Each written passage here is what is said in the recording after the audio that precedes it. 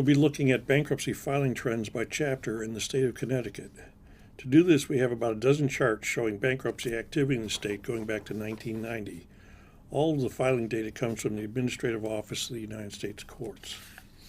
Now, this first chart shows total filings by year in the state since 1990. And during that period, about 250,000 cases have been filed in the state.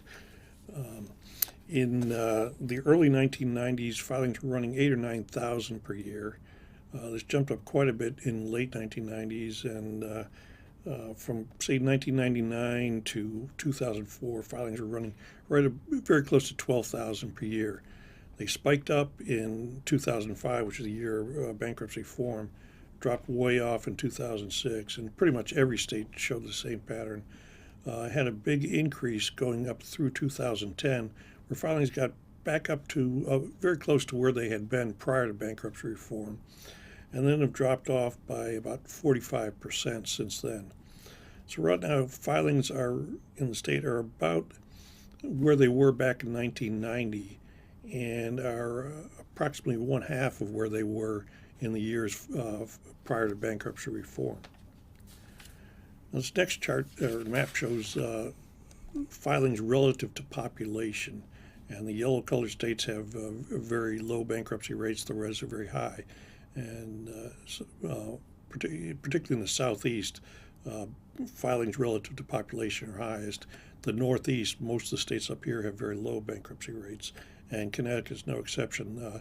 Their rate has been 32% below the national average over this 25-year period, and they're about 12th lowest in the country. Looking at that by year, throughout the 1990s, Connecticut was about 25% below the national average, and then since 2000, they've averaged about 37% below. So the gap has gotten wider, and bankruptcy is just people are less likely to file bankruptcy in Connecticut than in most other states now. This next chart shows Chapter 7 filings by year from 1990 to 2015, and it pretty much follows the total filings chart. Through the early 1990s, filings were running 7,000 to 8,000 per year. From 97 to 04, they were generally in the 10,000 or more range. Spiked up in 2006, down by nearly 3/4 in 2006. Increased going up as the recession came on to over 10,000 cases, and basically at this point in 2010 we're right back up to where they had been prior to bankruptcy reform, and then have dropped by about one half since then. So right now filings are Chapter 7 filings in the state are about where they were in 1990, and maybe about one half of where they were from 96 to 2004. This next chart shows Chapter 11 filings by year in Connecticut. And you can see throughout the 1990s there's big declines, from 9 straight declines where filings were down by more than 2/3. And since then, since about 1997, filings have run about 100 per year, a little bit higher during and after the recessions. This chart shows total Chapter 13 filings per year, and this is much less dramatic than the Chapter 7 or Chapter 11 charts. Throughout the 1990s, most years filings were running around 1,200 to 1,500 per year, jumped up to over 2,000 by 2003, and fell off before bankruptcy reform and then after to around 1,300 cases. Went up a little bit more as the recession was coming on, but actually the most recent peak was in 2008, where most states hit their peak in 2010.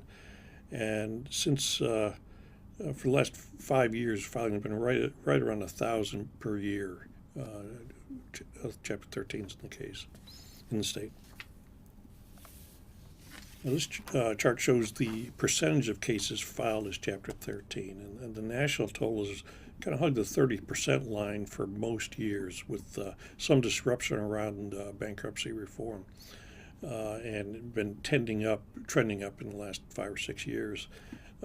Connecticut has been in the 10 to 20% range during this time, and has shown the same general pattern, but well below the national average. So Chapter 13s are only make up about half the caseload in Connecticut that they do out of the whole caseload compared to the national average anyways.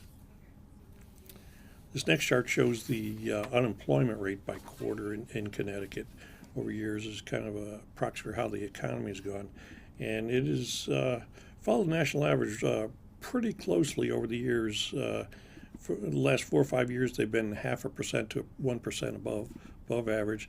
They never in Connecticut, the unemployment rate never got as high as it did nationwide. They peaked at around 9% compared to about 10% nationwide. And right now it seems to be trending back up a little bit in 2016, but still under 6%. Now, bankruptcies peaked nationwide in September 2010, and since then they're down by 49%.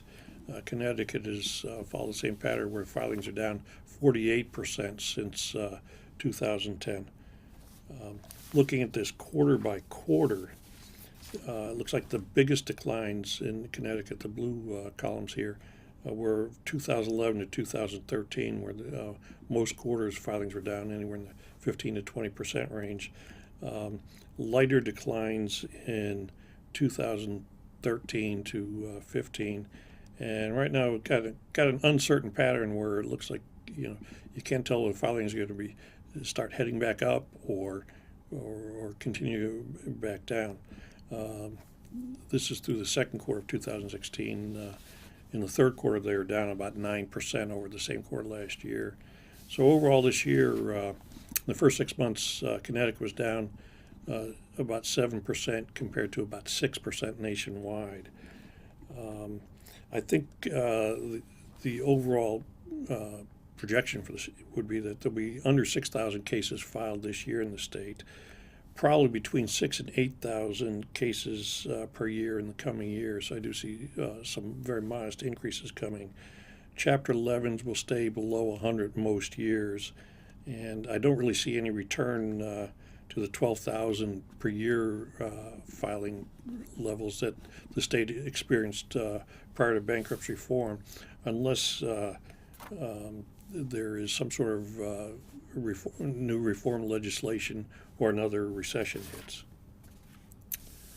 That concludes our look at bankruptcy filings in Connecticut.